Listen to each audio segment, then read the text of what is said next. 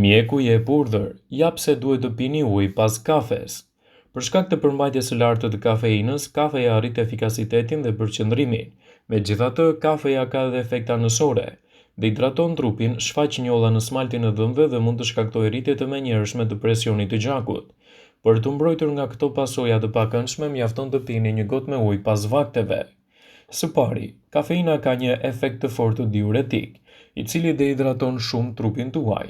Dehidratimi mund të çojë në shumë pasoja, ndaj është e nevojshme të monitoroni gjithashtu nivelin e lëngjeve në trup. Nëse pini një gotë me ujë menjëherë pas kafes, rivendosni ekuilibrin tuaj dhe ulni rrezikun e dehidratimit. Së dyti, kafeja është e pasur me ngjyra bimore që mund të ndryshojnë ngjyrën e smaltit tuaj, veçanërisht nëse e pini shumë shpesh. Dhe për këtë, uji vjen si shpëtim, në mënyrë që të parandaloni edhe reagimet në ndërveprimet me acidet e kafes në smaltin e dhëmbëve, mund të jetë një zgjidhje shumë e mirë që të pini edhe ujë mbas kafes.